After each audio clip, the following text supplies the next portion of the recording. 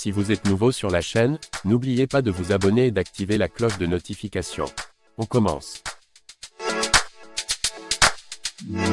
La France de la boxe attendait le retour de Tony Yoka avec impatience, 10 mois après sa première défaite en carrière. Malheureusement pour le champion olympique 2016, il n'a pas su rebondir face à un adversaire redoutable, mais âgé de 42 ans, après le combat, Cédric Doumbé n'a pas pris de pincettes sur les réseaux sociaux.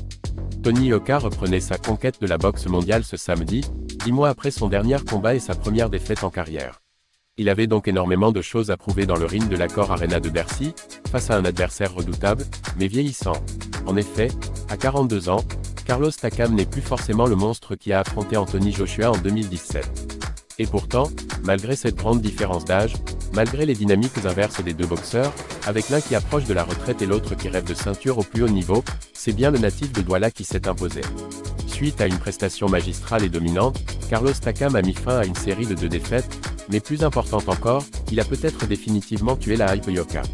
Cédric Doumbé allume Tony Yoka, et Fernand Lopez.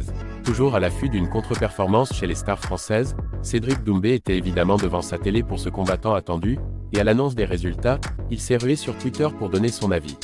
Comme souvent, il n'a pas pris de pincettes, et il a profité de l'occasion pour attaquer sa victime du moment.